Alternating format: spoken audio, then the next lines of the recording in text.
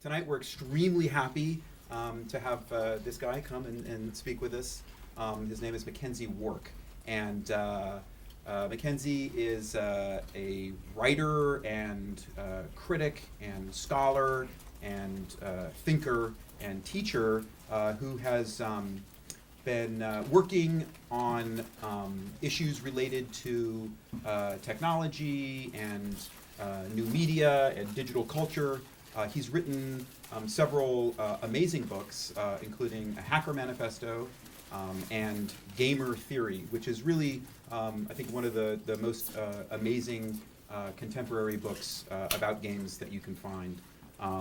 And he's also a professor of media and cultural studies at the New School, and he's one of the smartest guys I know. So I'm really happy to have him here, and McKenzie Wark.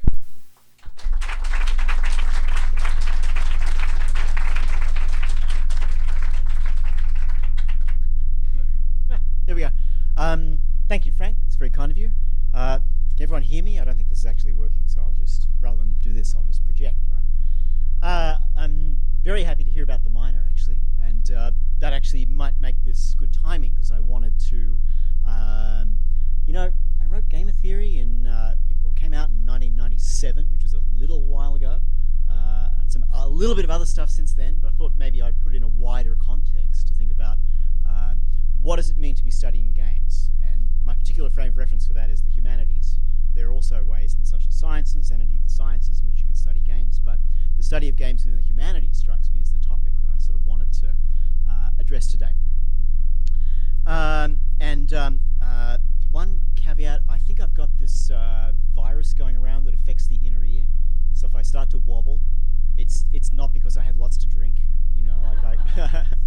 I never drink before public speaking engagements. I learned that on the hard way a long time ago. But I really am feeling very woozy today, so please bear with me. Now, I've never done. I've never put an interest in games in a personal biographical context. So just bear with me for a little bit, because I think it's, there are a few things I can tease out of that. I went on a high school excursion to see Othello. It's a movie where Sir Laurence Olivier plays Othello in blackface, if you can imagine. And even on a school excursion, my friends and I realized that this film was crap. I don't care if it's Shakespeare, I mean, Sir Laurence Olivier in blackface, it's just, it was abominable. So we went out into the foyer, and there was this thing where the pinball machine should have been, and it was called Space Invaders. And this was my first encounter. I missed Pong and all that stuff. My first encounter with the digital game, there are other game stories one can tell. My first encounter with that was Space Invaders. It was kind of a huge deal. The drinking age in Australia is 18, which means you can actually drink in pubs when you're 16. So this was my social world, was playing Space Invaders for beer. And, if you lost, you bought the round kind of thing. So there was that, and then but the era I really loved was the tabletop Galaxian, like the two-player. Remember these? They got revived a little while ago. So it's two people can sit facing each other playing. So when I was a little older and more sophisticated, like 21, it was the one-on-one, Galaxian, and of course your beer actually goes on the table. It's just the most perfect invention in the whole history of gaming. But the purpose of this story, and it's taken me a while to figure this out, I completely missed the whole console game in the basement thing. I'm not from that culture. I'm from a version of arcade culture, but it was much more about pubs and bars and even cafes later on. And I came sideways at the console culture thing that kind of comes after that era and kind of replaces it a little bit. I dutifully, I missed the Nintendo bit. I bought the Sega and played Sonic the Hedgehog, and I wrote a piece about that, which I think is what Eric saw. Eric invited me to a conference called Replay here. Was that NYU? At some other school in New York City. At some other school we won't mention. I was thinking we could claim it as a precursor for this, but actually we can't. Oh, okay, yeah. That one piece got me, sort of connected to this thing that started to happen in New York City, which was, constructing a kind of wonderfully interstitial discourse about games that included designers, included players, included people who just wanted to kind of think about them.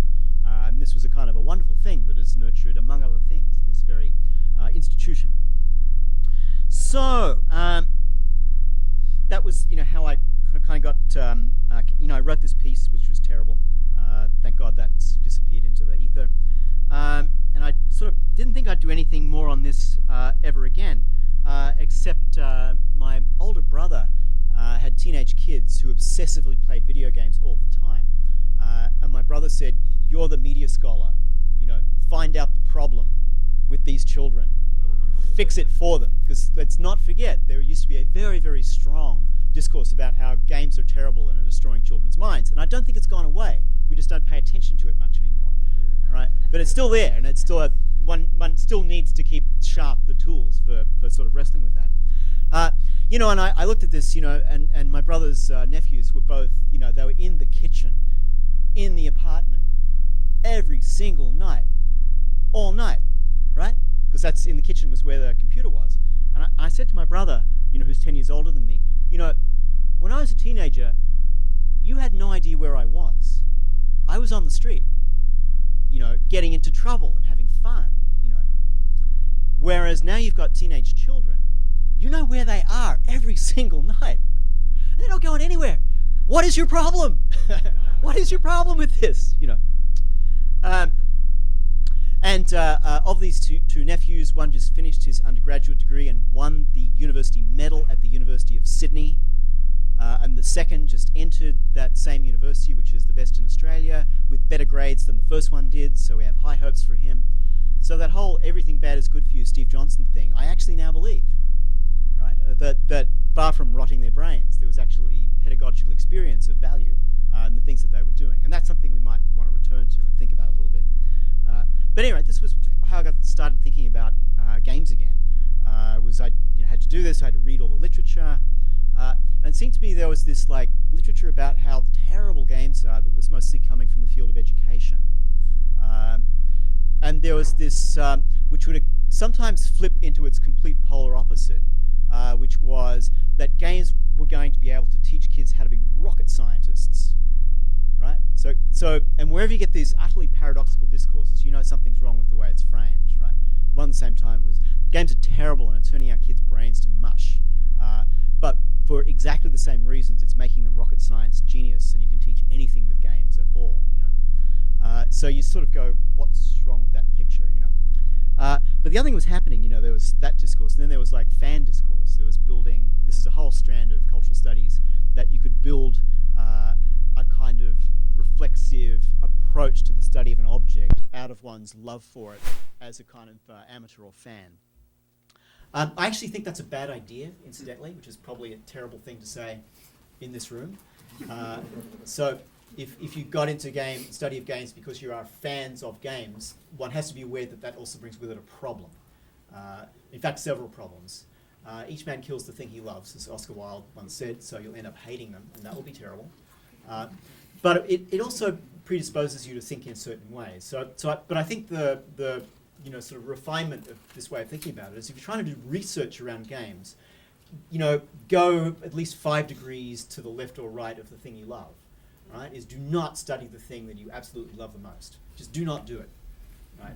You can work your way back around to it, but, come at it from some angle of difference. If you love first-person shooters, study something else and work your way back around to it. I was just telling some friends of mine that I coming from the most anti-gun culture in the world, I've recently taken up shooting sporting clays. I absolutely love it. I recommend it. There's no shooting live things they're made of plastic. But you can sort of go, all right. Well, I love first-person shooters. Why don't I go and study actual shooting of non-living things, and then come back to that with that perspective? So just as a for example, to not directly go at the object that you love is, I think, for me, a very important principle. Although I got it from Marcel Duchamp. I got it from a certain art practice. Duchamp, you want to know Duchamp's ready-mades? Yeah. And if you haven't, just Google Duchamp and ready-made. You don't have to explain anything, right? People just, Duchamp ready-made, what's he talking about? Duchamp chose the ready-mades on the basis of visual indifference. The whole thing is that they are not beautiful objects. So one of them is a comb, one is a coal shovel. It's not about their beauty, it's about the indifference. There's a whole aesthetic can be created about it not being either abject and bizarrely fascinating like a horror movie, or beautiful and wonderful like fashion or something. Indifference can actually, I think, a really good principle for thinking about an object of study. So I have to say, I play games, but I'm not a fan.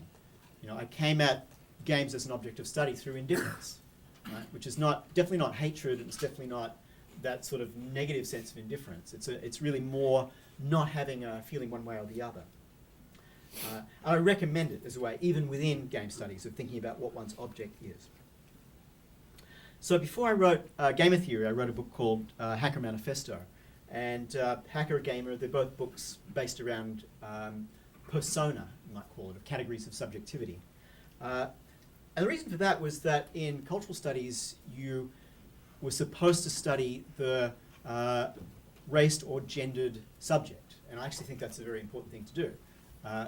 But I was kind of interested in what are the other kinds of persona that one either adopts or, more interestingly, can voluntarily assume. So how do we negotiate forms of identity that includes those categories but actually also extends beyond it? So to what extent, if one is interested in the kind of creative making of new things, where you're kind of indifferent to trying to make a commodity out of it, you just love the practice of invention. Is there a name for that? What can we call that? I called it hacker. We could call it other things, right? It's now an entire industry, like the Maker Fairs and Make Magazine and all that stuff. There's a whole subculture now that's reabsorbed that.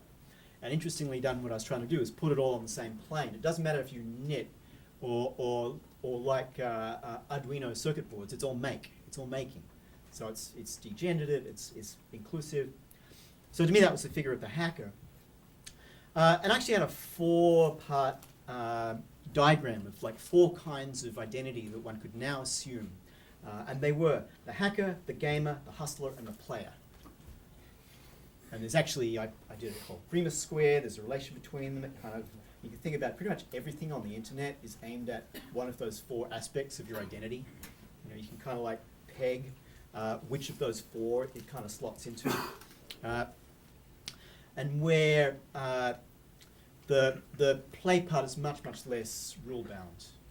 It's, much, much less about, the kind of structured algorithmic experience. So hence that category, which I haven't really thought much about. But it's not hard to find the space for the hustler on the internet, right? There's the space for the hacker, there's the space for the gamer, and the space for the hustler is Craigslist, right? And everything like it is exactly that. Real estate listings, So anyway, those were the 4 ways that I was trying to think about, what are all of the kinds of, obviously it's not an exclusive list, but they do end up having a nice kind of relationship. You can kind of parcel out a certain domain of how one experiences, call it what you like, post-industrial, new economy subjectivities. What are the subjectivities we now create? And when I wrote Gamer Theory, I wanted to pick just one. Let's look at what does it mean to be a gamer. Now there is a thing called game theory that as a math dropout I barely understand, but I sort of get the basic principles of it. And as you learn, it doesn't have a lot to do with the experience of playing games. It's formal. And in fact, the classic version of it, Prisoner's Dilemma, it even eliminates pretty much anything to do with the actual experience of play at all. What it's trying to say is that you can make rational decisions with imperfect information. Is essentially what the theory is about. So gamer theory, as opposed to game theory, is kind of the opposite. It's everything that game theory doesn't do. What's the subjective experience of being the person in the place of the game? That's what I wanted to kind of try to start thinking about. And as I say, I wanted to bracket off the fan culture, but also the culture of haters, who are there to find out why it's terrible and it's ruining your minds. Also, I didn't really want to study the content, because there is a whole discourse about, and there needs to be, about gendered representation in games, how games represent race, and games do, sometimes deeply weird and strange things about that, like the quote-unquote races in World of Warcraft. What is that about?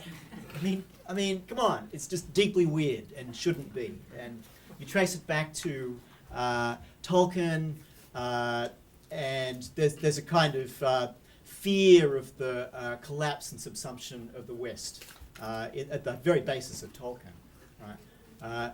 And it's like deeply weird, problematic stuff. And when you saw the movies, you remember the orcs? Orcs aren't white. Everyone else is. This is just deeply weird, screwed up stuff. Like, this needs to be addressed, but it's not directly what I was doing in game theory. Have to say that I actually come back around to some of that through a little back door in game theory, but I didn't want to directly address the question of content in games. The structure was already being done. It's not that it isn't important, it was being done. People are already writing that. Lisa Nakamura had written that book. I did not need to write it. But can we think about games in terms of form? And this reconnects the study of games much less to certain kinds of social policy questions and much more to the mainstream of what modern discourse in the humanities is about. Because the modern line through the humanities is very, very much about the question of form in any aesthetic artifact. Like, that's the kind of, that's the thing one needs to address. So what is the form of games? That was the question that I wanted to talk about. And what's the distinctiveness of that form? I don't want to go too far in that direction, however, because there was this whole creation of a thing called Nude Ology that had just happened when I started to write this. And Nude Ology is the attempt to found the study of games on the distinctiveness of its form that makes its form completely distinct, but it does so by severing the study of games from any other contextual frame at all. Like, that struck me as the limit to what the ludology branch of game studies had started to do at the turn of this century, if I can put it that way now. It's like, man. I start these conversations with my students about, well, back in the 20th century. Getting old. All right, so is it possible to study the forms of games, but to also ask the question, it's not about what is the relationship between an element in the game and an element of our experience of everyday life. Because one can do that, for example, with weird race categories in World of Warcraft, and then weird categories of race in everyday life, and go, they're weird and screwed up, and there are interesting parallels. But what's much more interesting is to try to get to the structure and how the structure of the game relates to that pre-existing structure. So form, and then how do forms in the world and forms in game intersect and mesh, rather than picking out elements and just addressing the element. And again, this is humanities critique of form 101. This is, if you like, first base to get to. I can't believe I just naturally said first base. As an Australian, it's just not come naturally, but it's happened to have been here 10 years. So to start thinking about form. So then, what is the relationship between game as form and the external world? And is it different to the relationship that other forms of media have to the world beyond them? And I made the case in game theory that yes, there is. There's something specific about the kind of relation that games entertain to worlds beyond them. That's different to the kind of relationship that either literature or cinema entertains. So it's a way out of the study of games being a kind of appendage to the study of literature and cinema, but at the same time, it's not purchasing that at the price of making the study of games purely an exercise in looking at form. Like, that there's a larger challenge that game studies has to face, which is, you have to be able to move outside the game back into the world. That's the challenge I wanted to meet. So my interest was actually much, much less in the setting up of game studies as a field. That's an important thing to do. I personally have no interest in being in fields. I've been in 4 or 5. What happens, any of you guys want careers as scholars? Anyone going that way? Like, thank God. But what it is, it's basically about playing games, right? And what you have to do is, like with any other game playing, you have to get really, really good at one game and stop playing all the other ones. So, like, scholars end up being very specialized in just one particular kind of game.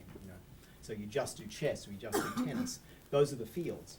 I never wanted to do that. I always wanted to be able to move between them and do a little bit of everything. So the setting up of game studies as a field is just sort of not my problem. I'm kind of not interested. But the establishing of the specificity of what games can contribute to the humanities more broadly, that's the other side of the picture, if you like. So yes, you can carve off your little area. I mean, for example, there's a thing called ephemera studies. Ephemera studies is about the study of, things like bus tickets. They don't even exist anymore. What would it be now? Movie tickets, if you went to the multiplex. So ephemera studies picks up all of the things that are so unimportant that no other field has ever bothered to write about them. There is such a field. To my knowledge, ephemera studies has made no contribution to the larger study of human existence. Yeah.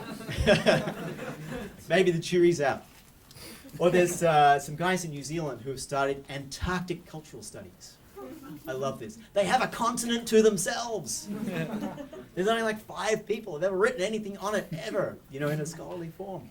And I actually think it's a field that will contribute something. Having read the stuff, holy crap, there's something about that experience. It's like, if you like, the last wilderness experience left. That, sudden perspective in an era of climate change. Bam, that one will work. Ephemera studies, not so much. I doubt that's going to, give everyone a move in the larger game of the humanities. But the study of games, I think, does. And it's somewhere in between, right? There's some potential that the study of the form of the game is something that can break open certain ways that we think about the rest of the humanities. Now, the particular trajectory I come from is, if you wanted to actually get jobs, you could call it critical media studies, but it's basically Marx, Gramsci, Frankfurt School, Henri Lefebvre. These were my heroes. This is the stuff I know, inside and out. So, how does one view the object of the game in relation to that tradition that actually surprisingly turns out to have had quite a bit to say about games, and it's sort of rarely been used? And actually a line back through a whole vast literature starts to open up through that. In fact, I'm just going to read one of the epigrams of the book is from Adorno, who loved games. Who knew? Hated cinema. Hated the radio. Had some dodgy things to say about jazz. Defensible, but yeah, dodgy. But he said, the unreality of games gives notice that reality is not yet real. Unconsciously, they rehearse the right life. Heavy shit. It's heavy. The unreality of games give notice that reality is not yet real. Unconsciously, they rehearse the right life. Well, what might be right about them? Might it be something like justice? Right? Might be something like fairness, like accountability. Like a means-ends relationship that makes sense. And that a rationality of means and a rationality of ends can coincide. Like, these are all things that a game actually can do. Unconsciously, it rehearses the right life. It's profound. It's Adorno. Man who hated jazz. Really good on games. And he's thinking about childhood games and stuff, and you could look at Benjamin on the same subject. It's very interesting on this. Turns out there's all sorts of people we haven't really looked at. Everybody writes about Huizinga, and that book is amazing. And who's read Huizinga's Homo Ludens? Who's read it twice? Who's read it 3 times? All right, so 3 people know this book. And we all read it in translation, yeah? So we sort of know this. Like, it's profound. Like, there's so much work to be done to just think through what's going on just in that book. But Schiller, who's read Letters on the Aesthetic Education of Man? Well, of course Alex has. Yes, Eric. Yes, that's where it all comes from. And there's play in the aesthetic. It's the category in the era of the division of labour, alienation. The whole thing of alienation comes from this book. There's a way in which play is the thing that reunites the fragments of a totality. It's this founding thought for thinking about modernity, and it's about play, and indirectly about games. And there's a kind of resource there, kind of yet to be tapped, yet to be brought back into this literature. So I actually didn't reread Schiller to write Game Theory, and I should have, but so this is far from the last word. There's so much more to do. Because it turns out games are incredibly profound and rich objects. Like, you have no idea the vastness of the intellectual space that one could work in with this object. So, but from my point of view, what's interesting is critique, and that has several meanings. One has to do with setting limits to what the kind of thinking you are doing can think.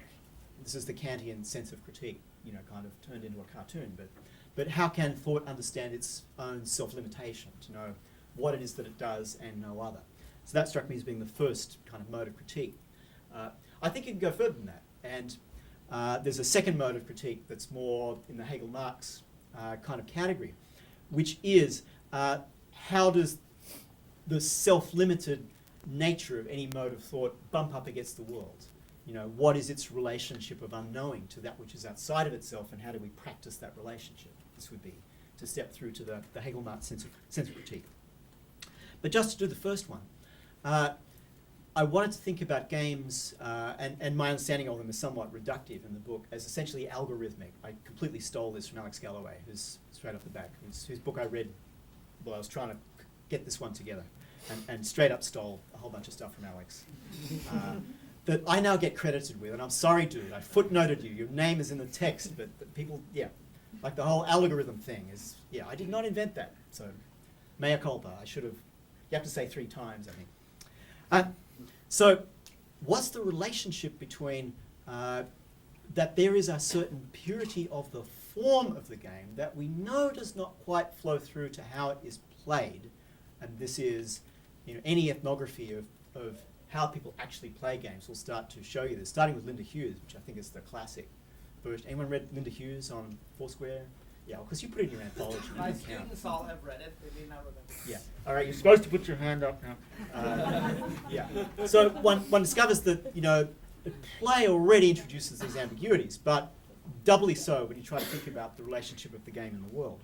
But it struck me that the purity and completeness of the form of the game was purchased at the price of its unanchoring from specific relations to the world, and the attempt of the game to recapture its relation to the world at a kind of level of totality. That, if you like, what games actually do is model totalities freed from specific one-to-one correspondences. And in fact, that's also exactly what the whole of the social sciences does as well. One way of thinking about the social sciences is it's actually constructing games that at the level of the totality attempt to mirror the world freed from any specifics and particulars. Now, I suspect there's a kind of limit to that as a way of understanding the world. And this is where I want to come back to the Games for Change serious games idea that there's some special magic bullet about games that can solve all of our problems in education. And I want to put out the caveat. I think teaching games of play in school is really important, and I support it. I was horrified to learn that my son is 7. At his school, Pokemon cards are banned. This is so stupid. It's just so stupid. Have you ever seen 7-year-olds do that stuff? I have no idea. I can't play Pokemon. But my 7-year-old has this whole way of thinking that he learned from other kids. It's brilliant. So my very important caveat is I fully support the teaching of games at all levels of education, but it's not a magic bullet. Like, this is the thing. I want to get us off the sort of, and there's a whole history. Every single new media was both the thing that would rot our minds and solve all our problems. And with games, we did exactly the same thing. It's fall into these tropes, the same thing all over again. TV was supposed to be a wonderful educational form, right? Radio. It's why Adorno was writing about jazz. Because everybody thought radio was going to, elevate the entire culture. Have you heard Clear Channel?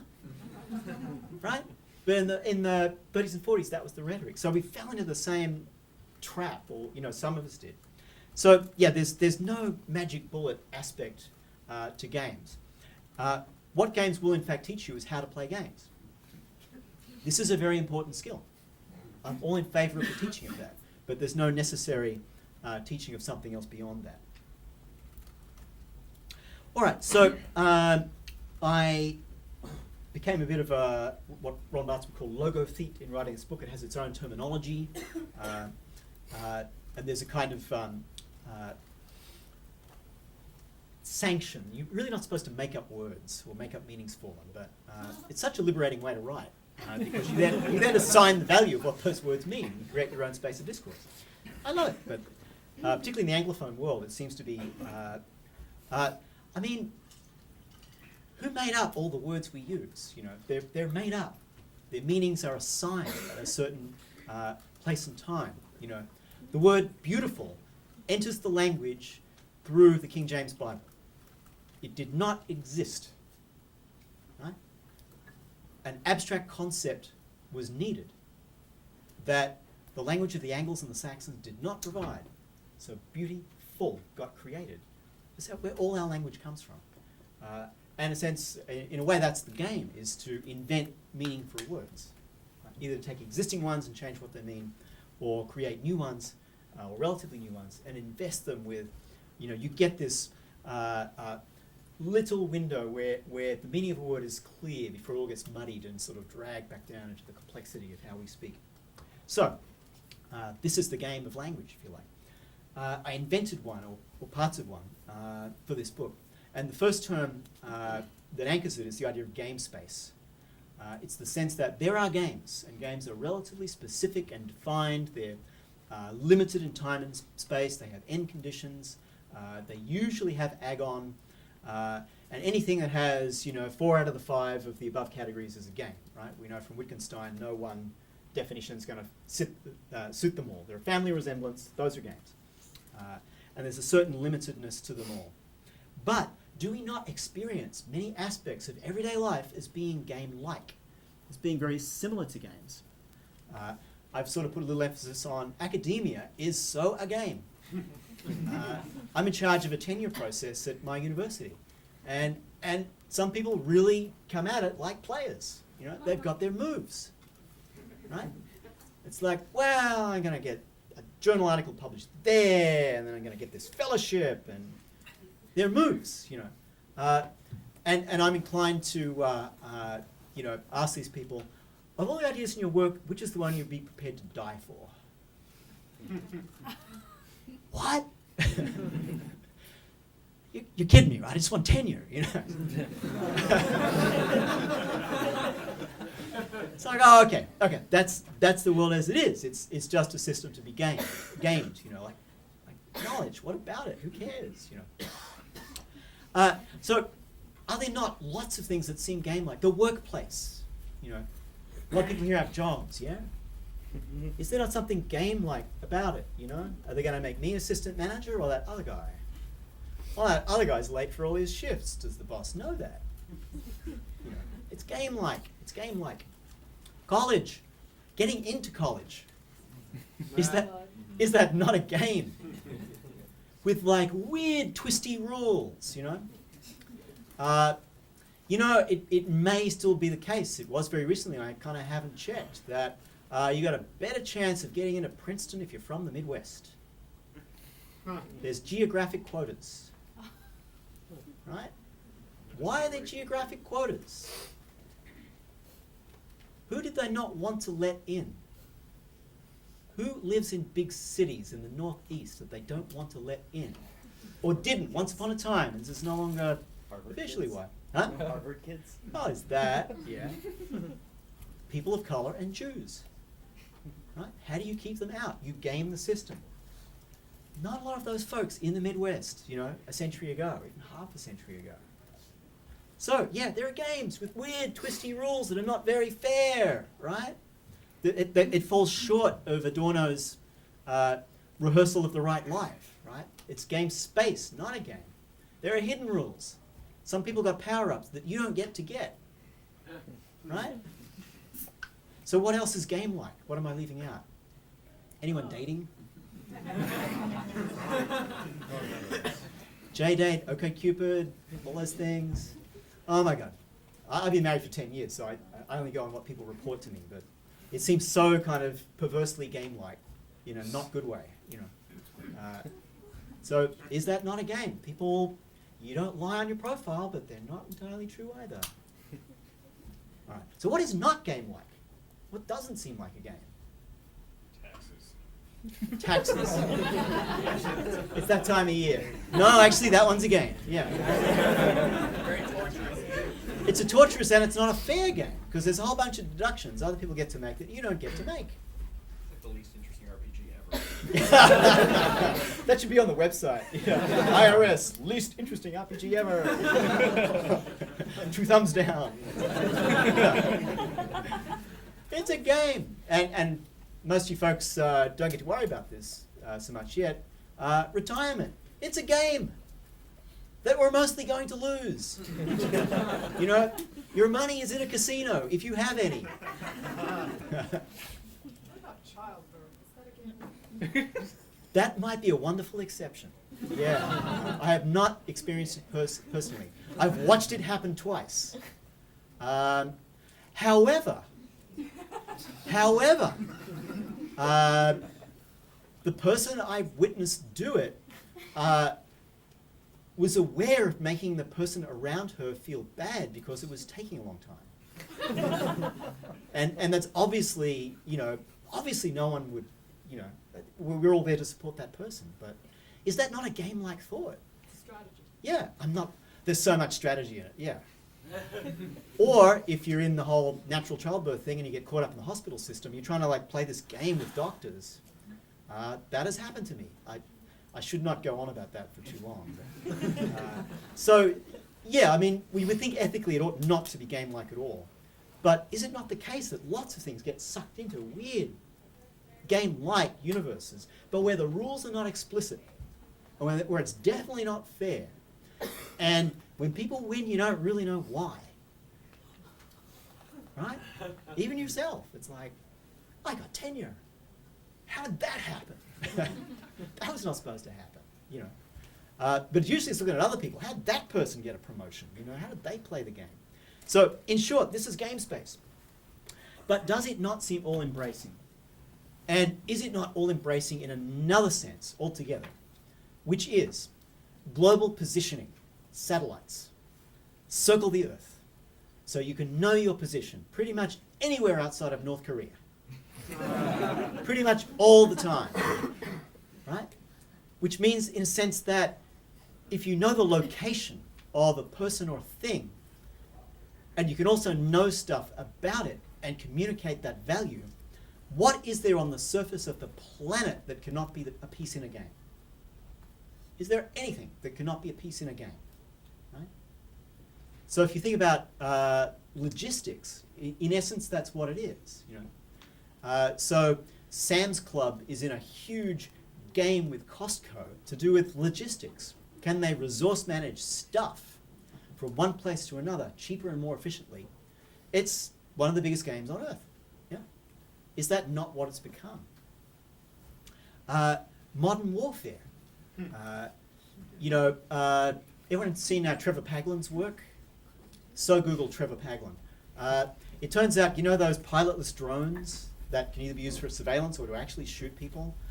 Very often the video feed back from them is not encrypted because encryption has latency.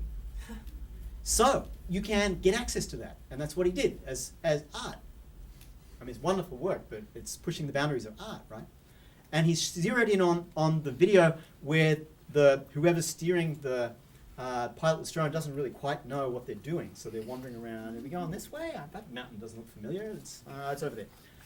That's the video. I just think, holy crap! There's guys in Nevada in front of giant multi-million-dollar game consoles piloting drones on the other side of the planet, which may be used for intelligence purposes or to kill people. But before they kill people, they have to get approval from people who are basically lawyers who work for the Air Force who tell them whether the target is legal or not. There are umpires. Freaky stuff. This is the world we live in, right? Game space. This is what I'm calling game space. So, how do we think about, and the enclosure is clearly not total. I don't think your GPS is going to work in North Korea.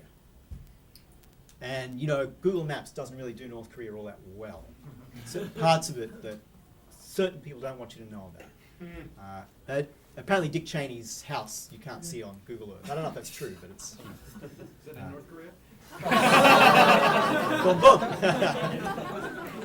Should be. So I'm not saying it's necessarily complete. but the possibility of its completion has dawned. Like, that's more the point. In fact, this is how Hegel thinks. For Hegel, world history is over with the French Revolution's Declaration of the Rights of Man. They obviously haven't been completed, but the possibility of the completion is announced. So I'm thinking along that same vein, that the possibility of the enclosure of everything on the planet into game space is now possible. And how do we think that possibility? So this was like the key thing I wanted to do in the book. And if that is the case, then how do we think the game at all? Because the very principle of the game is its boundedness. The game's separation from the world is one of the very principles of pretty much how anybody thinks about what a game is. So if we enclose everything in the space of the game, how do we think game in terms of its difference from something else? Well, you can't. So you then have to think its internal logic. And while the thing that is exterior to it gets harder and harder to find and cannot actually be seen from within the space of the game, it nevertheless still works. Because the thing that no one sort of really talks about, you're playing the game, there's always something like this connected somewhere, yeah? No one kind of talks about this part, that there is some power that drives it. So like the one, blind spot or invisibility is, if you like, that we're in a space of the digital, of the game, and all that stuff. It still has to be powered. How is the physics of a finite world connected to its enclosure within a game space? And how do those things not coincide?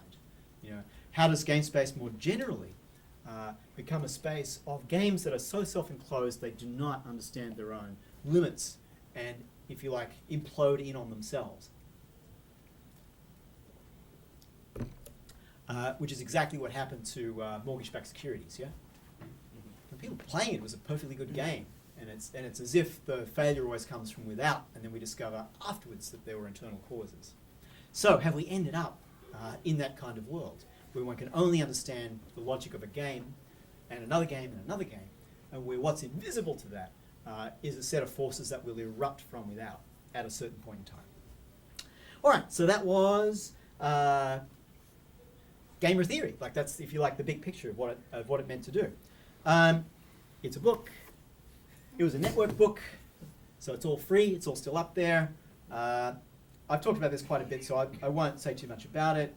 I was approached by the Institute for the Future of the Book about doing a networked book, and they said, when you wrote Hacker Manifesto, wouldn't you have loved to have had all of your readers like commenting on drafts and helping you work through it and stuff? And I said, hell no! Like, there are certain books that you have to be completely separate from the world to write, and that was one. I'm studying Fourier at the moment. He was one of those guys, just so completely in his own universe. But that's why it's so wonderful, because he was not dealing with that kind of space. But I thought, well, I'm doing this other thing where that might actually be helpful. Because it's important to me that one tries to construct heterogeneous communities of discourse. How can you have conversations that aren't just all the same people talking about the same stuff? How can you get different sorts of people involved? So I did Gamer Theory as a network book. It helped that the writing of the book was, in a sense, game-like, and this is the Oulipo school of writing. You give yourself a set of arbitrary constraints, and then you try to work within that. Is anyone teaching at the moment? Any teachers in the room? Yeah. If you want to really, really drive your students crazy, you say, all right, your assignment has to be on the topic of the course, but you can do absolutely anything you like. Any topic at all, any length, any medium. And students go, ah! Whereas actually, if you say, you have to write about these exact 3 things, it has to be exactly 2,000 words long, and you're going to write about games, but there can be no mention of any game whatsoever in the entire paper. And they'll sort of go, that's impossible, that's really, really hard. But it's actually easy to get started, and you then do the work. And so arbitrary constraint actually is really, really helpful getting people started and thinking on stuff. And if it proves impossible, you just take some constraints out till they can do it. Yeah? Just level them down. So I wrote the book with artificial constraints. The chapters had to be alphabetical. They could only be A, B, and C. It's an ABC of games. The joke is there's no D, E, F. It's ABC, literally. Every chapter had to be exactly 25 paragraphs long. No paragraph could be more than 250 words. I'd already set those rules. It was so liberating. It's so easy to do it. I highly recommend it. And you don't have this lopsided chapter thing where the first part is 7,000 words and the second part, it didn't happen. I've already set the constraints.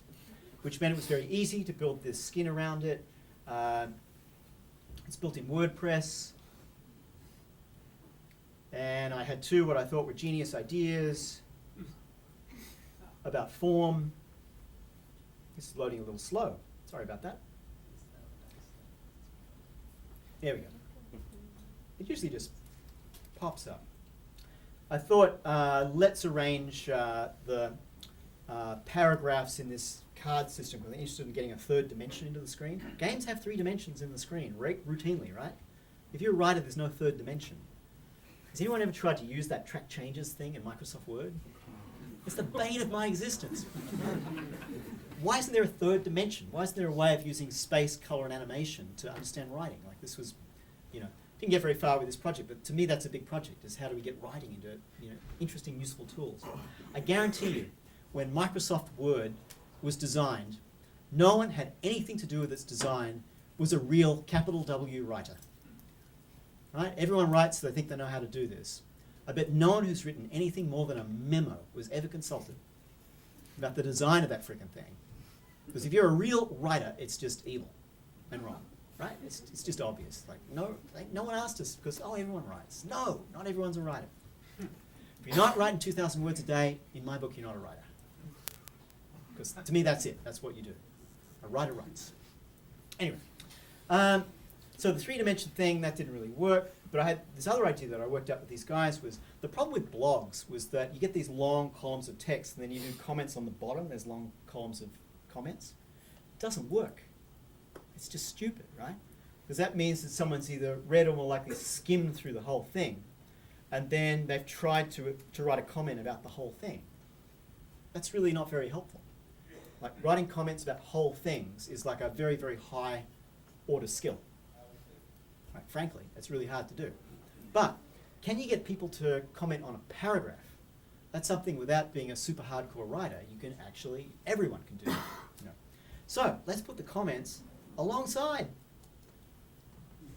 So that's exactly how this works. If you use WordPress, you can now get this as a plugin. It's called Comment. It's a comment press. It's got lots of other applications. So that was the, kind of just the design thing. I want people to think about the paragraph as a unit of thought. Gertrude Stein says, a sentence has a reason, a paragraph does not. Microsoft Word can tell you if a sentence is grammatical. It's got some slightly weird ideas about that, but it's an algorithm and it works. I think the algorithm's a little wrong, but it works. It cannot tell you if a paragraph works. Right? It doesn't and can't. It's an aesthetic decision. And it's a very, very important one to be able to chunk thought out. In a sense, to digitize it. What are the chunks? Where does this analog matter of words become chunks? That's one of the hardest things to learn in writing. But I thought it'd be really helpful to get commentary at that level, which is exactly why we designed it like this. So it's not a game thing, it's more a writing and interactive design thing. But it struck me as, and people use comment press for other things now. Like it's the one thing came out of this project that was of enduring value. But it was also great for me to have all these fantastic comments from people from, as they say, all walks of life on this book in the middle of doing it, which included gamers. Came and talked about it. I got more librarians than gamers, I have to admit. But yeah, we had gamers, had sort of intellectuals, academics, gamers. And particularly with games that I suck at, it was incredibly helpful. So the hardest game for me of all these was Civilization. The reason is, because I know my Marx and Hegel, I know how world history actually happens. Sid Meier has a completely different theory of history, and he is wrong. He is wrong. Yeah. Well, wouldn't he know that too? Isn't the point of just playing Civilization just for the fun of it, playing all your favorite historical characters in whichever way you like? Absolutely. That's the thing, is that you have to think of it as a game. And my initial approach was actually not. It was to think of it as, from what I know about history, or what I think I know about history. I could be wrong. But that comes back to the question of being gamers in game space. It's like, you have to not think about history. There's a certain arbitrariness about that. It could be about anything. One has to think algorithmically. It's like, all right, so you build your empire really fast, really quickly, like that works. Well, for Egypt it didn't, but in his version of it, it did, and so on. But it was very, very helpful to have people sort of like weigh in and to do this kind of collaborative thing. Ended up working very well. So this still exists. It's also available in print form. It goes back to the whole hacker thing. Like really weird and crazy things happen when you give your stuff away completely free to anyone.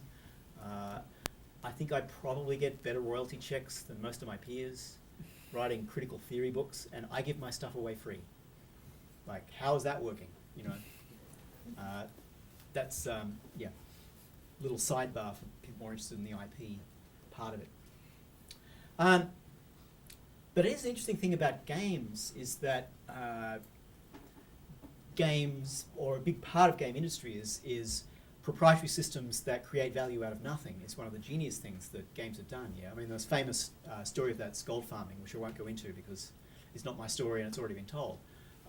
But the very fact of the thing about that whole discourse is, why are we surprised? It's all like, man, gold farming, it's so insane. You know, there are people who just for a living do this stuff to get things of value and sell it elsewhere. It's like, doesn't our whole economy work like that now? That's kind of the whole economy, you know, like what's different about that, you know? There are people standing on corners, probably now in Bushwick, figuring out what kind of shoes hipsters are wearing to sell that information to Target, you know? Isn't that exactly the same thing as gold mining? You know, like it's just no different. I don't see what the difference is. All right. So I wanted to get very, very much into the internal space of the game, to play games. I was not interested in breaking them because that was a whole discourse at the time. It's interesting, but that plugs you back into a certain romanticism, where it's the exception, the extreme is the thing that's interesting. I wanted actually, and I'm a romantic by absolute disposition, to think about classicism. And there's something classical about games as well. They are about purity of form. And that might be one of the things games have as kind of leverage at a moment when particularly cinema, at its most interesting, is hyper-romantic. It's about you know, extremities of experience. That games are kind of the opposite of that, and that's a kind of interesting thing about them. So yeah, not breaking them, and I was not at the time interested in art games. I wanted to look at, you know, kind of standard off-the-shelf kind of things. I'm interested in people designing alternative kinds of games, but it was not the thing that I was kind of studying at the time. All right, I've gone on too long, so I won't really do a lot of this, except to say that after I did this, the other thing I've been interested in was Guy Debord's Game of War. For some reason, this is not giving me image as an option. So I'll just have to... This is Alex's version of it. All right, so someone who is an acknowledged master of French prose, contemporary cinema, and the organization of an avant-garde, also happened to design a game, and once claimed it was the thing he was most proud of. Well, there's an opening. And so a small number of people, of which Alex Galloway is one, Richard Barbrook is another. There's probably only 5 people in the universe who've ever actually tried to write about this thing. Guy Debord designed a game. So what's in it? And is there a way to, you know, start thinking about the relation between, you know, what we know as the kind of commercial industry of games and selecting the ones that are good out of that, and if you like, another tradition of the game, of which this might form a part. I think it's of a piece with Duchamp's book on chess, which is about the conjugated case. It's how the moving of pawns in parts of the board that are not connected to each other actually affect each other. It's like an action at a distance thing in Duchamp's theory of chess. And he was on the French national team. He was not a great chess player, but he was a good, you know, good chess player with his whole other career of extreme interest to lots of people. So how do we sort of start to negotiate those people on Surrealist games, Fluxus games? So to me it was in that category. But it was also, Duchamp's main interest is in fact not so much art as strategy. And the game is an attempt to think, how would you design a game around Clausewitz as opposed to Jomini? And these are the two great 18th century strategic thinkers. For Jomini, strategy is, you know, mass times velocity. Like, he really thought like a game designer. For Clausewitz, it's not. For Clausewitz, the qualitative and the temporal and indeterminacy, what he calls the fog of war, friction, all these things enter into it. So how do you model that with a game that's basically an algorithm? So I think he tried in some ways to do exactly that. Can the space of the game be attendant to those kinds of experience? And remember, Clausewitz was a staff officer at the Battle of Waterloo. And in fact, the best thing he wrote is his account of that campaign. Everyone reads On War. It's a mess of a book. It was not meant to be a book. It's put together by other people. The thing to read is his account of a campaign he actually partially witnessed. And is there a way of thinking back through Kriegspiel, Clausewitz, back through the 20th, back through the 19th century to sort of re-establish, the place of game in thinking about modernity as a whole? It seems to be one of the things one could start to do with Du Bois. There are accounts of the Battle of Waterloo in the novel, of which Stendhal's Red and the Black is the most famous. His central character is not even sure if what he witnessed is a battle at all. So it's actually a book about fog of war, but maybe the novel can't quite account for certain aspects of modern experience. Maybe it's actually not up to the job. There's Hegel or Hölderlin's response to exactly the same events. But is there something specific about Clausewitz, its relation to Kriegspiel, and Du Bois' 20th century recovery of that? This was, if you like, the post-gamer theory thing I've been trying to work on. Because while there was so much enthusiasm in the 60s for play as the liberatory space, the space of liberation, we kind of now know that's not true. But there nevertheless might be other reasons to think not about free play as liberation, but about strategic thought in relation to indeterminacy as something that is, if you like, neither the game nor game space, but gives you purchase on the world through an understanding and knowledge of the game. And if you like, an ethics of the relation of game to everyday life. So I shall leave it at that point. Thank you.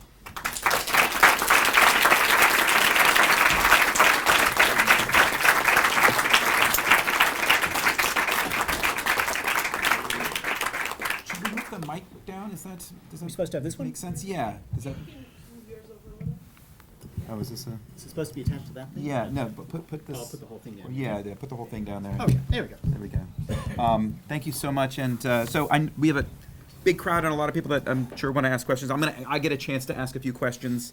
That's my prerogative, and then I'm going to turn it over to you guys. So, but that was fantastic, and I mean, I'm so happy to, like, everything you said was really resonated with me and what we're doing here at the Game Center. When you said that you were interested in placing games in the context of the humanities, I think that's such an important and interesting project, and it's something that we're very interested in.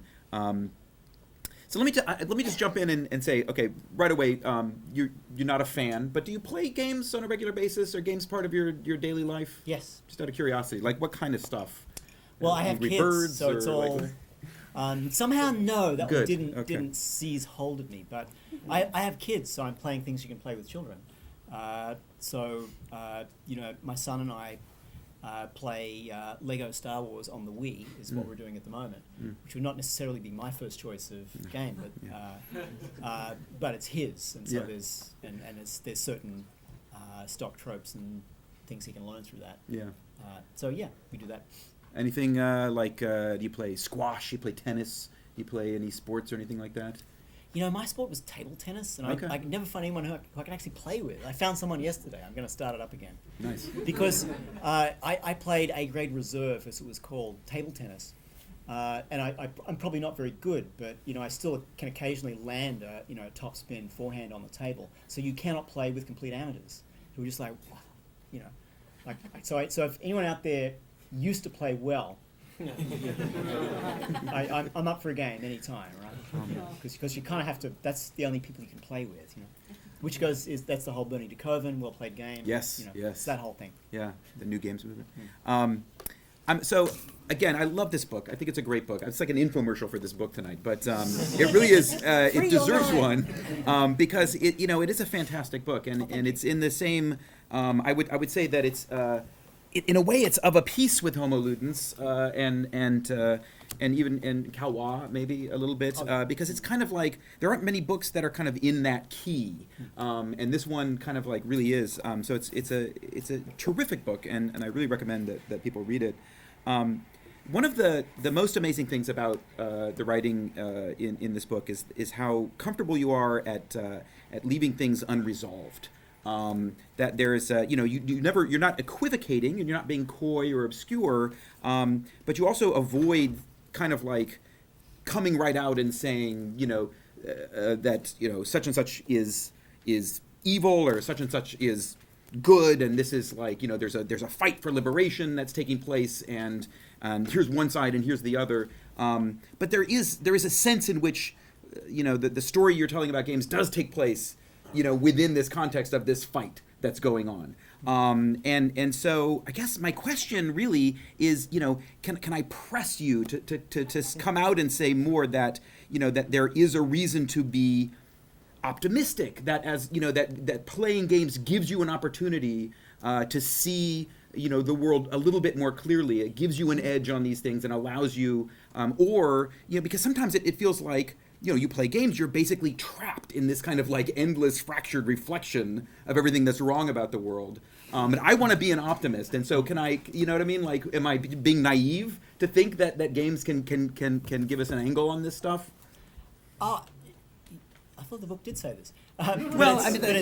It's that playing a well-played game reveals in the negative things that are wrong or missing in the world. Mm-hmm. That certain things are not present in the world. Like justice. I mean, is that not in a well-played game there is justice. In the world there isn't. So it's kind of like the negative sense that there's a kind of a limit also to games that they're a little bit too algorithmic, and the world can probably never be like that. But I really think the world could be more just, i.e., more game-like in a specific sense. But there's a phrase that comes up in the book quite a bit, which is the military entertainment complex. And for those of us who play games and make games, I mean, are we dupes? Are we collaborators with the forces of evil? You know what I mean? Because that's what it sounds like. Well, it's like we're all already collaborators. Let's not pretend. Mm-hmm. We're all inside, and it's okay to understand that's our locus. There isn't an outside from which one can speak about what I'm calling game space, or almost interchangeably, the military entertainment complex. Mm-hmm. I didn't coin that one. I got that from Brenda Laurel. And you make it clear in the book that's pretty good. I'm sometimes credited. I didn't make it up. Unlike the Alex Galloway thing where you just rip him off and you don't even mention it. Completely stolen, Alex. The term there, by the way, in case people didn't catch that, is algorithm. Yeah. Which is a wonderful portmanteau, I guess you would call it. Allegory and algorithm together. Yeah. And there's footnote says Alex, but people missed that. So the military entertainment complex, which kind of brings to mind, I mean, you mentioned Adorno and the Frankfurt School, and it brings to mind the idea of the culture industry. And I mean, so was Adorno right? I mean, it was kind of a despairing view, right, about pop culture. And don't we have a different view about pop culture now that it's less, that it seems like it's, there's reason to be a little bit more optimistic? This was my kind of Adornian book in that sense, because actually the one of the figures in the background, and of course the central person the book's about isn't mentioned anywhere in it whatsoever, is Henry Jenkins, who I love as a person, and his work is wonderful, but it's the antithesis of that in a sense that. I wanted to find a limit to the valorizing of fan culture. I want to understand so-called low forms, as he does. I don't think of games as a low form, but one has to make cases that these things should not be categorized as such. But let's not, at the same time, think that means everything about it must be wonderful and has to be defended and so on. What's the limit? I don't see why it's impossible to love something and appreciate its limit at the same time. I mean, one of the things that I like so much about your thinking about these issues is is that those two things are always there, and the sort of the optimism and the despair are kind of like always present, and you never really, I mean, and I think that's so much what's needed is a kind of critical optimism, right? I mean, that's the thing that I'm always trying to get at, and it's so hard to find. So you don't do. Like, okay, so let me keep pressing you though. Like, do you agree with Hegel that history is over, and do you still think we're kind of poised on the lip of a kind of disastrous capitulation to game space, and that this is an emergency, and that you know what I mean? Like, or what? Well, I mean, I think to me, an aesthetically pleasing book offers a coherent view of a lot of things about which it's trying to be slightly true. Mm-hmm. Mm-hmm. I mean, a good theory is slightly true about everything. Yeah.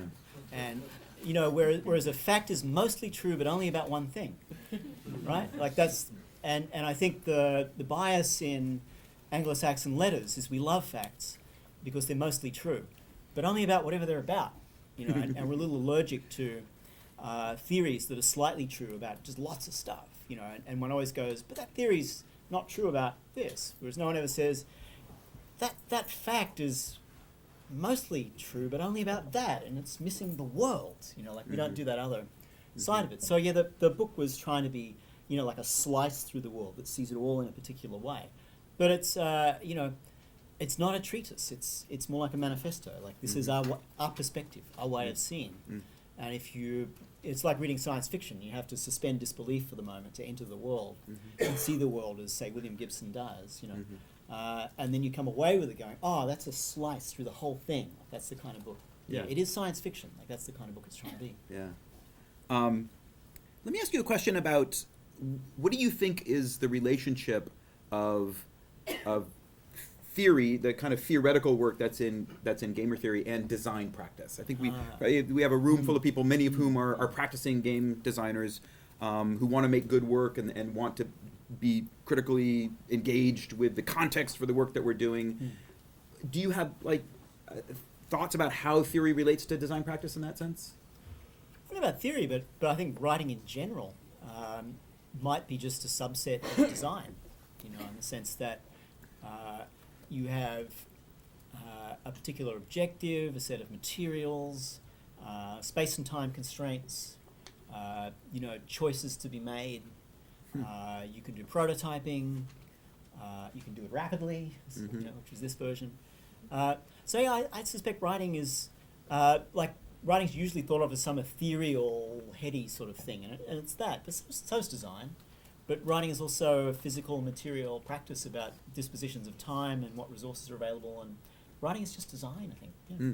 So one can look to something like this really for inspiration, as opposed to saying, okay, there are going to be lessons here that I need to apply in my work. As like you're not saying, like this is the way games should be designed or not. But to look at this as a designed object and get inspiration for how you went about it is literally a designed object, Yeah. because why the hell would anybody spend $24 on a freaking book when you're giving it away? But the cover, the fact that the little guy on the cover falls over, you know, so you know, like every little thing. So it's interactive. So it's like, actually, this goes to your pessimism question. Like that's my answer. Yeah. I lost. But yeah, and the structure, the typeface, every single thing about it was meant to be a designed object. Yeah.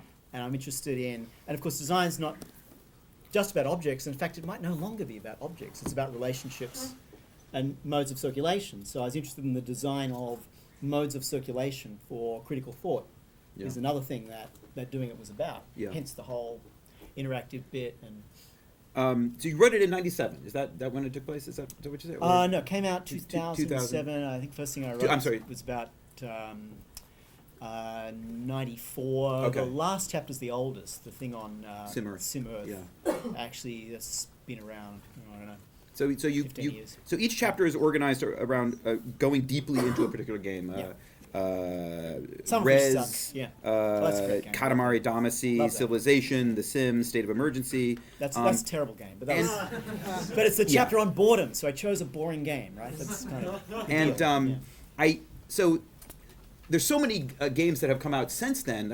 I'd love to like have you give them the same treatment. And I don't know if that's ever might happen. I'd like to encourage you to at least consider that. That's a cool idea, but I think you'd have to like throw up a website that says, all right, if you've actually read the book, what 3 games should Volume 2 be Ooh, about? You know? Yes. Yeah, If it'd we be give you a kind of constraint, fun, maybe we'll like lure you in. kind of fun. Yeah. So, for example, I would love to like hear the McKenzie Wark take on social games, because you know the sort of the rhetoric of awful, dangerous games sort of still exists. Only now, like your older brother and his kids have been replaced by Jonathan Blow and his mom. And so, you know, I guess my question is, you know, are social games like an exception to games in general? Are social games evil? Do you feel that pull as well? No. There is a bit of an Alec Minerva thing. Like, social games were the new thing when I was writing this, which struck me as an excellent reason not to do them at all. And also, the writing on social games was about everything except actual gameplay. It was about how social they were, or it was about the technology. And I thought, I'm interested in game. So I'm also interested in the human in relation to the algorithm and the machine. So, you know, I wanted to do that.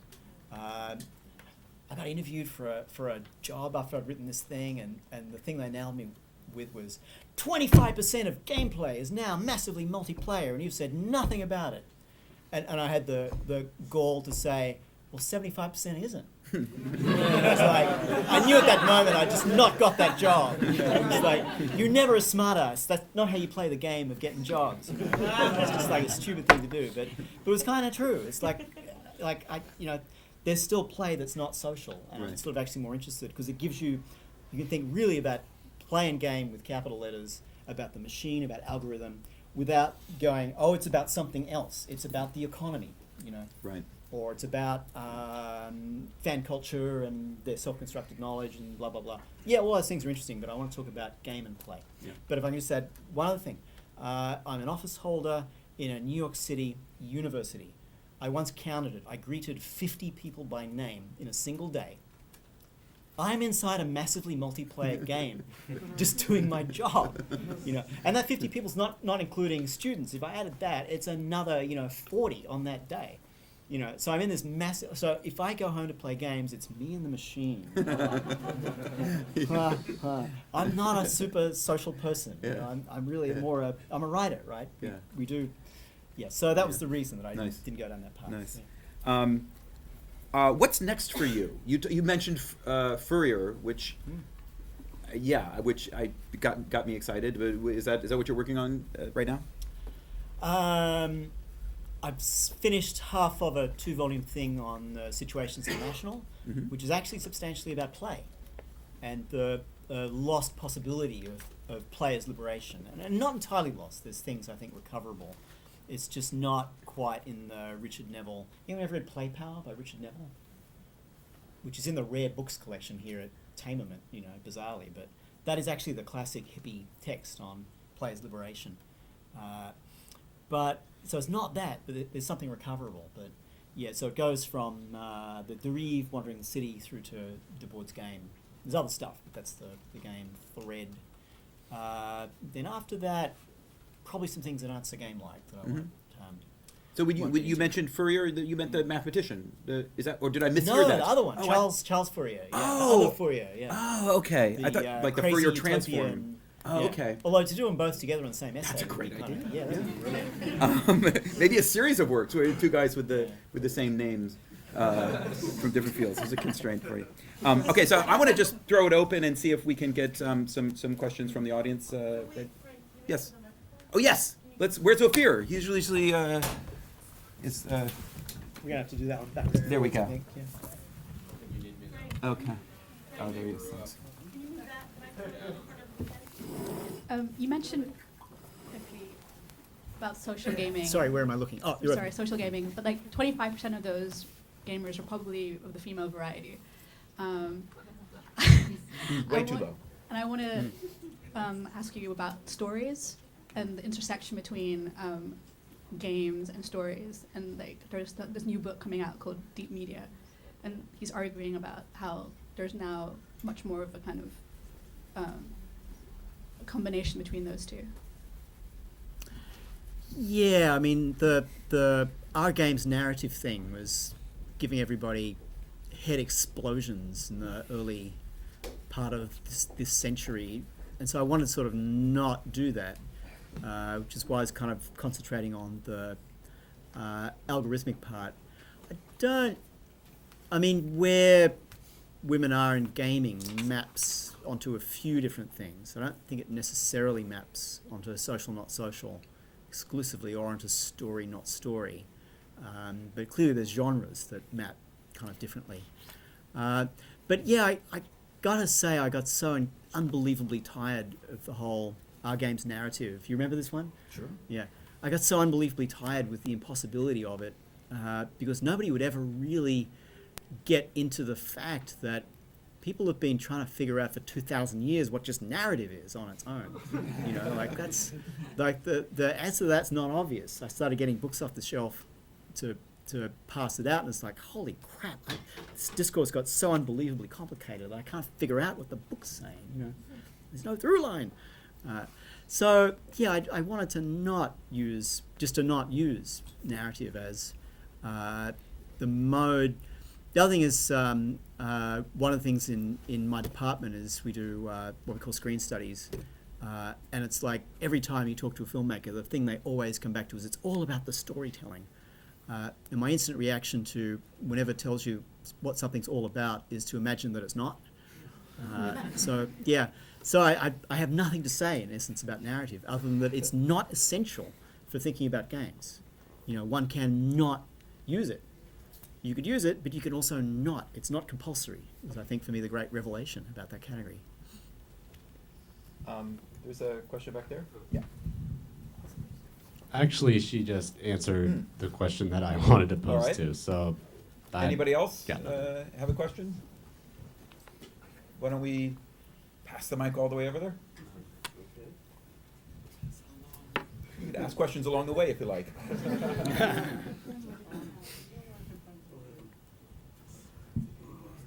I don't want to be greedy, but I've kind of two questions. First was you talked about like game space and how like every day we operate within some sort of game. Is that your way of saying that like games appeal to our hedonism, or maybe it's kind of like something other than that? And also, like, while I appreciate the fact that there's such a scholarly attempt at games, especially at the university and like every other place, but we can't like deny the fact that there's such a base of consumers for this that like they're like, you hand them a book and they say, I don't want to read this, man, I want to go play COD, you know what I mean? So like, what do you have to say about that? Well, I can tackle the second one first, which is, yes, most gamers don't care that you write a book about games, but I don't care that they don't care. I really don't. Now that doesn't work for designers, obviously. Like, designers can't do that, but I can. I don't give a damn if you don't like it. You know, if you're a designer, you're kind of screwed. They have to like it in some way. You know? I mean, you apply the social sciences, so it's like, do you think that's a detriment on like the way like society is? So, I mean, like, I'm playing like devil's advocate, especially in this department, I guess. But yeah, I mean, it's just different goals. I mean, I'm kind of not interested in having 1 million people like something, because I know what other kind of crap most of those people also like. Why do I care if someone likes stuff I do when everything else they like is crap, you know? Whereas if I have the respect of, 20 people whose taste I admire, that's good enough for me, really. And it's not to, I don't really hate those 1 million people, It's just their judgments might just be different, but I'm indifferent to their indifference to me. But your first question was about... talking about game space and how... Game space. Oh, so, does not... Hedonism. the right? subjectivity, it's not so much hedonism, because actually no, it kind of forecloses hedonism. I'm pro-hedonism. Well, I'm turning 50 next year, and boy, it gets harder. Because the hedonist, just has a good time and doesn't really care about the consequences. But game space makes you think about the consequences. Like GameSpace makes you a resource allocator and a kind of angle worker, you know.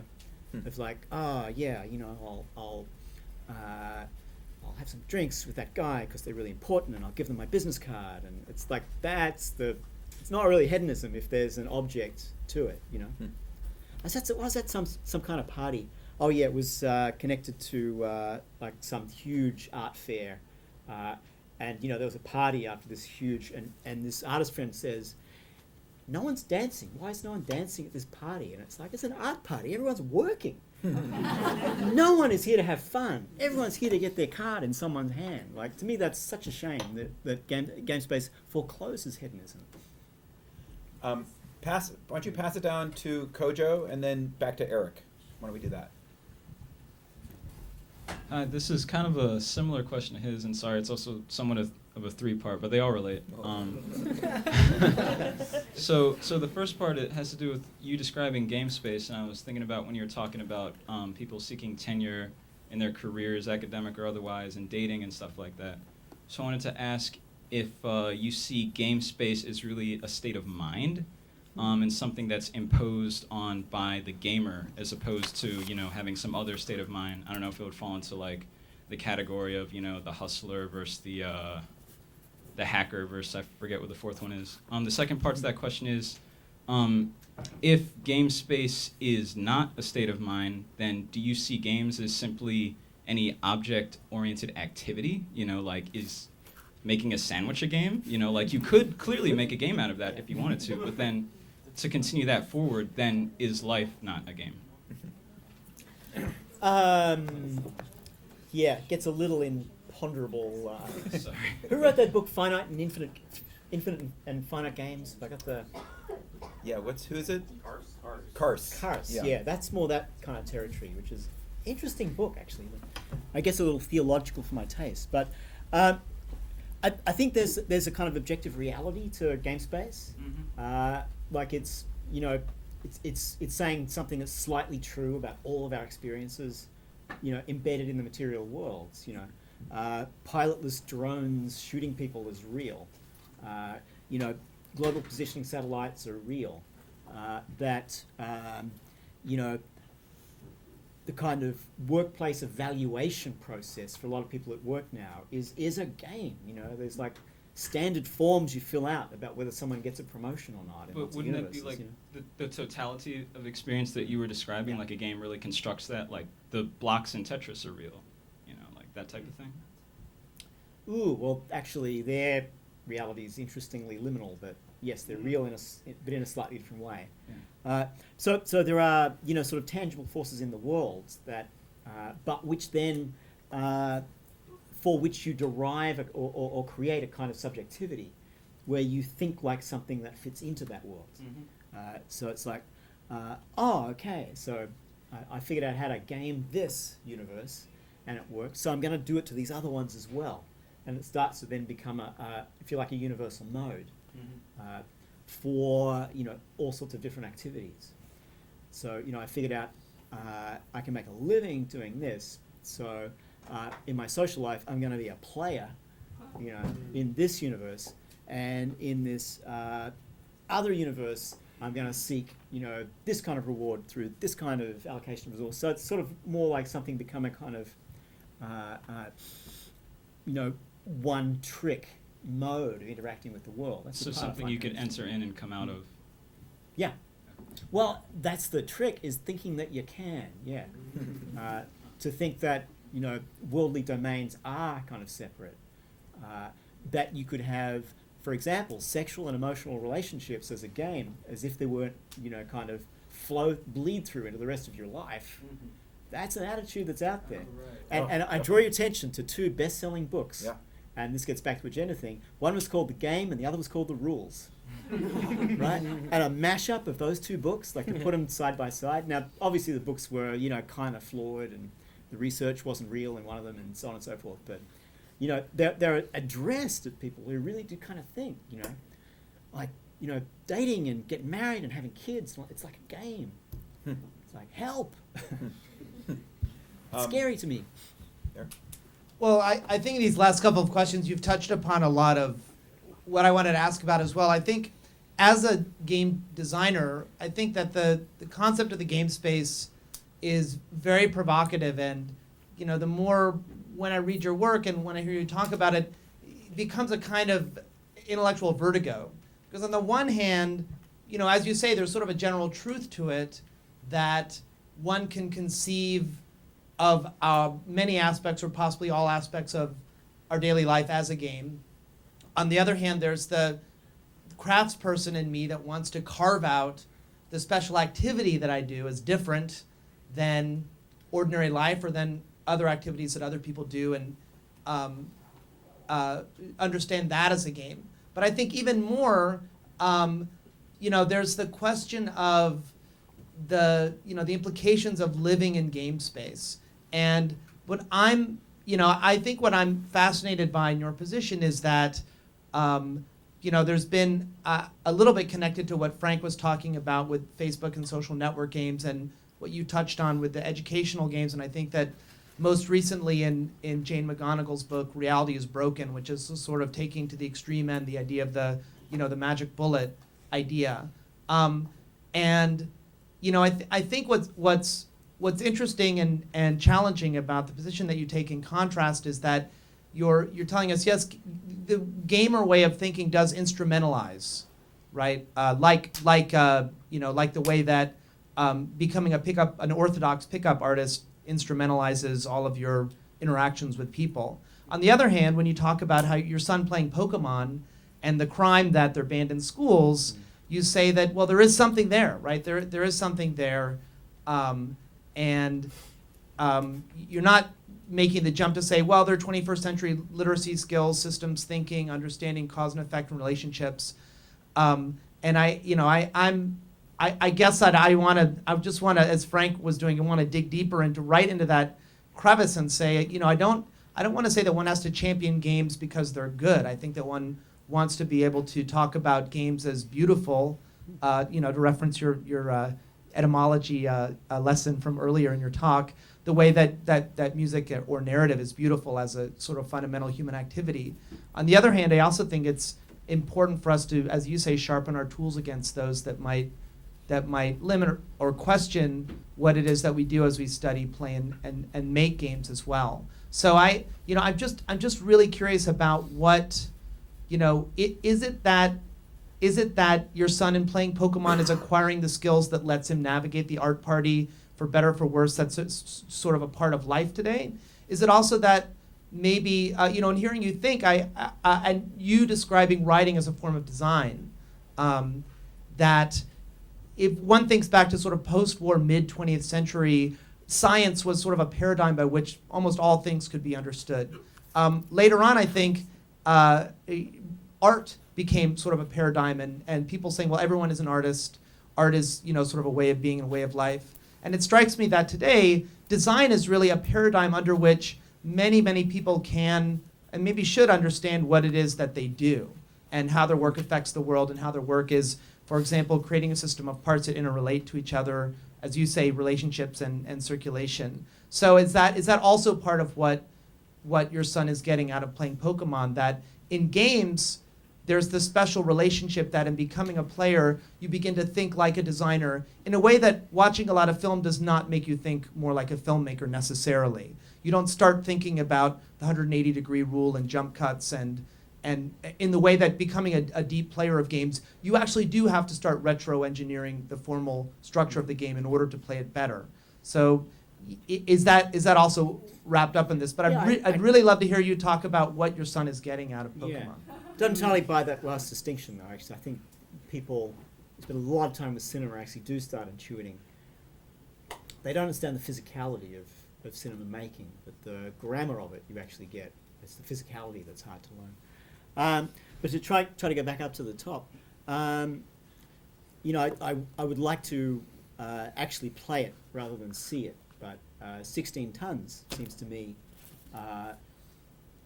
very much about how do you make a game for people who are gamers in my sense, who view the world as game space, and you give them this game that just so messes with that in at least three ways, just starting with the fact that the frickin' things are heavy, and the whole money thing, and what are they going to do with that at the end? It's all, to me, that's the kind of the beauty of that work of yours, is that it messes with a mentality that people bring to it, that whether they're gamers with a capital G or not, they're actually gamers in this everyday sense that I'm using. And so that to me is interesting, is how do you then start making works that sort of embrace that. I think it's clear that commercial games are often aimed at kind of subjectivities that pre-exist, otherwise they wouldn't work. There's a sense in which one expects that to happen, but to do it in a way that's interesting, that then would be the art of the game. But I think classical beauty probably comes fairly easily, like relatively to games. Can games be sublime, would be a question I think would be interesting. And is that, and that's a 3-century-old understanding of aesthetics, is the beautiful sublime dichotomy. Is it something else? Would we need another one? But could we, or is it more, Winckelmann says certain forms are good at certain things. So, Laocoon tries to be a sublime sculpture and it just doesn't get there, because man with a huge, monster wrapped around him, on the page it's so gripping, but you see a statue, it's just like this, it just doesn't work. So you got to know your limitation as a form, I think. One thing I should mention about storytelling and narrative is that I kind of, I might be a critic of games, but I really, really hate narrative. I should out myself with that from the beginning. And for Adorno's reason. Adorno says, Hollywood narrative is extorted reconciliation. The bringing back together in the happy ending is absolutely false. And because for Adorno, art is a form of truth in the world, this is not just bad taste, this is ethically wrong, politically wrong. And any movie, that was halfway interesting, somebody said, well, for that to make any money, we've got to change the whole ending, and this will happen. Woman of the Year, one of the greatest films of the 40s. And it is a much better feminist movie than half the stuff with that label from the last 15 years, but you didn't get the ending that Ring Lardner Jr. wrote for it, right? You couldn't have you had to reconcile a happy couple in the patriarchal order, So, as with everything in cinema, it's situations that are brilliant, but the endings always suck. Don't we know this about movies? Every movie's got a good 5 minutes, and the ending will suck, because it all has to all come together, So, so one can work this from the game studies point of view, which is like, well, yes, we get it. There are limits to what games do. It's a limited view of the world. But narrative is even more limited. What makes you think that's so freaking perfect? And you could go through other forms, but that's part of, and aesthetically, this is, Winckelmann starts this, trying to understand internally. What's the range of things a form can do? And if we know that, I think we do it better, and we have a better understanding of its role in the world. And I think what's really challenging about thinking about the sublimity of games, and sometimes I think about the soulfulness of games, is that the most soulful games, it's really usually less about the formal structure and more about how they're played. Oh, yeah. When chess is soulful or basketball is soulfully played, where does that soulfulness reside? And it's, it's obviously not guaranteed in the form of a game. Like that's something that emerges in quite specific, like that is a situation where that happens. Right, including the community of play Yeah. and spectators. Yeah. It's so you can, this would be a question really, is can you try to enable that as a designer? You're creating a set of formal possibilities where the sublime or the soulful or beauty could happen, but you can't guarantee it. Right, You're trying to make it but the way that you wrote Gamer Theory is a great example of how a textual work is created, and through its design of its reception, a community is simultaneously created that then feeds into the textual work and so on. It was meant to be a work of ugly beauty. Yeah. Any other questions? But right here. Pass the mic down this direction. Ask questions along the way, if you like. Hi. So the one thing that I wasn't really hearing in this concept of game space is one of the things I think is one of the component definition of games, like as Huizinga and Kalwa tell us, the kind of illusory attitude, like the idea that it is for its own sake. It does not have other consequences. It can be picked up and dropped, and you just do it to do it. Whereas clearly, if you're trying to, get tenure or get a date or do whatever, the attitude is not present. Like I feel like if I'm sitting at my console, like playing a warplane like fighter game, like that's a game. If I'm actually controlling a drone somewhere, like I know that it's, I don't have another life, like stuff will happen. I think just that attitude makes it very different. And this kind of talking about everything is a game, to me that's just everything is a system, but without that, lack of consequence or doing it for its own sake, then that's not a game. It's just a system, and it's saying that games can teach us about the systems in the world. Just wonder what your take was on that. Well, yeah, games are good systems, but the world's mostly bad systems, and it's a question of what the relationship is between the two. Yeah, Kawhi says one of the qualities of games is they're unproductive. But is that, if you like, an ontological property of games or something specific to a particular place and time? And I kind of think the latter. He's writing in a context, it's a post-war book. He wants to find a way of thinking the everyday of the post-war order. And his preference is for Agon and Alia as the central motif, not Mimesis and Ilinx. And for folks who haven't read the book, that will sound like just Martian or something, or Klingon. And he has two things in mind. The critical object is there Georges Bataille, who's all about Ilinx and Mimesis, but it's also fascism. It's a book about, what is a Nuremberg rally if not, Ilinx and Mimesis, without Agon and Alia.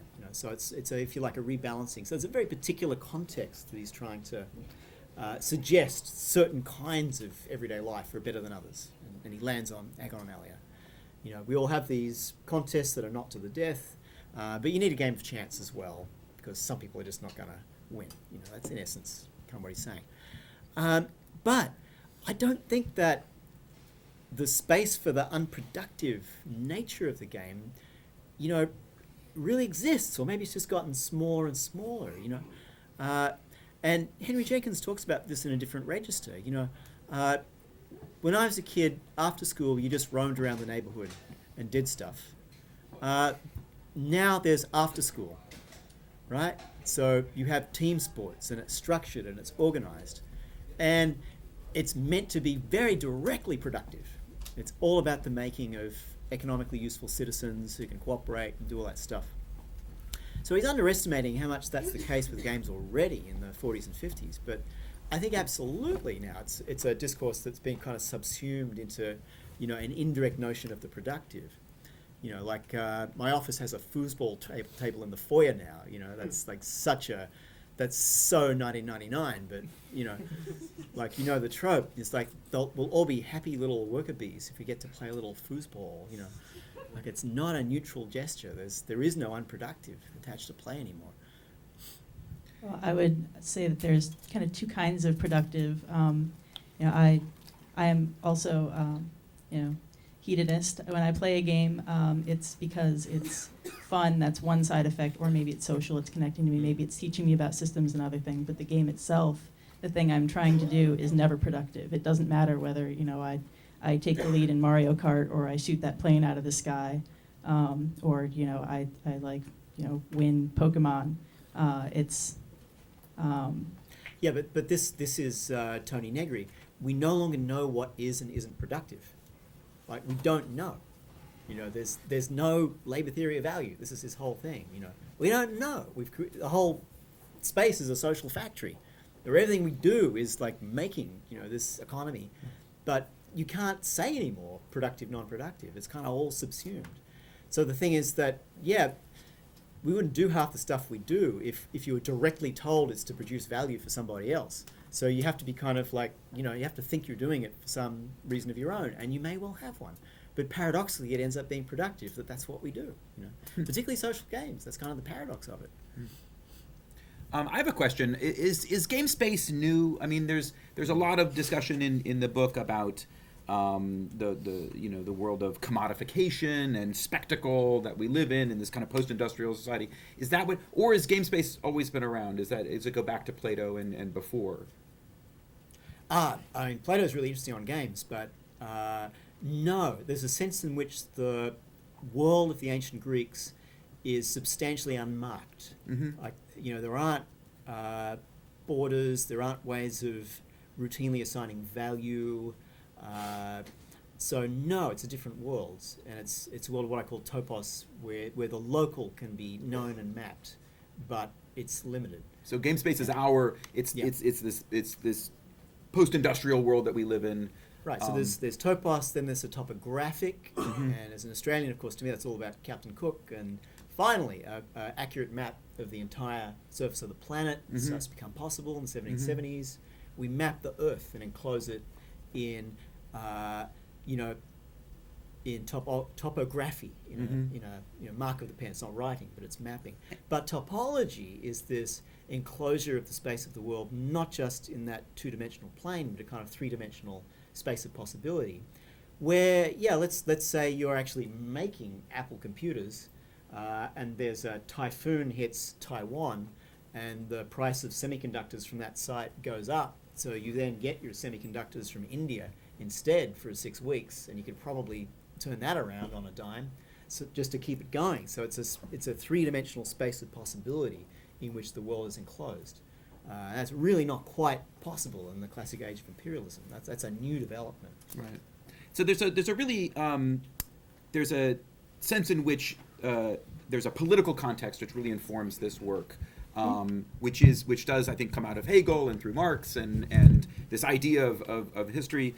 I mean, do you see this contemporary world that we're living in that has these qualities, and in which we are a bit unmoored and things are totally instrumentalized? Is it a tragic? I mean, because I see this world as a trade-off. Like, it's a series of trade-offs. I mean, I think I'm more of an optimist. I'm more of a I'm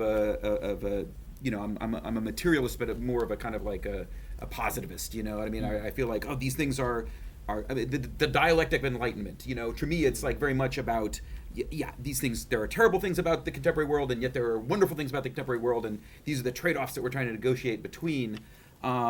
Is that how you see it, and is that the world that is reflected by games, or is it? I mean, is it? You know what I mean? Like, is it hermetically sealed? And like, I don't know.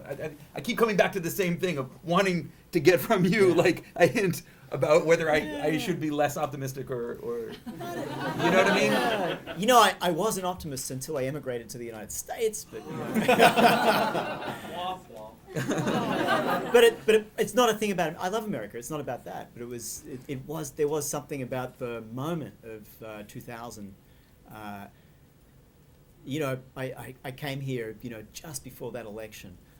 It's just something about that moment, perhaps. But, and also being in New York City, which is like the notional capital, at least, of this sort of like vast, ridiculous game where our money is at the moment, which clearly doesn't work. So there's kind of that sense. But I don't know if optimist, I never remember which way around it goes, and maybe it's now become reversible. There's pessimism of the intellect, optimism of the will. It's attributed to Gramsci. Romain Rolland really said it. But maybe you could reverse it and do it the other way around. So it's finding because there is another story there. I mean, there is another there's another picture you can paint of the world, which is that we kind of are lurching forward. We're lurching forward, and it's painful, and there's terrible things about this process. But things kind of do get better, and we take a step forward. We're 3/4 of a step back. There are this horrendous costs we pay in terms of alienation and exploitation, and yet people, overall, it's better to be alive now than it was before. And in that context, there is this more optimistic picture of games, which is that, and it's kind of what you were getting at, that by playing games, like a civilization or a culture that plays games is able to think about the world in a slightly more insightful way, right? They see the unintended consequences. They understand how exponential growth works, which is, they understand some of these counterintuitive things about the surprising way in which systems overlap and affect us, and they can maybe see the way that the world is constructed out of systems, how education and relationships and commerce are actually constructed, systems that could be different because they become aware and more literate about what a system looks like. It's a hard thing to see, but if you play games, you can start to see, I see like how Zappos is like designed, like, and maybe slightly it's this process of, lurching forward a little bit. I really think games should be one of the forms of education for everybody.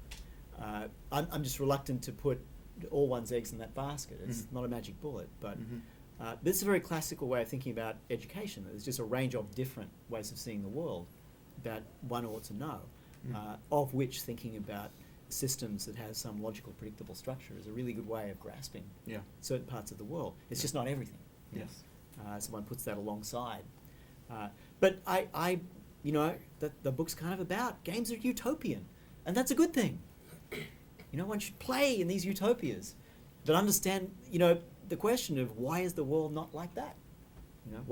To understand the gap or the difference, and to be a little resistant to I have this game, it's a system and it works, so we'll just make the world a system and it will work. Well, the game only works as a system because it's closed, right. Because the world ain't, Right. So there's a kind of that's the critique part, that there's a limit to understanding the world through that prism.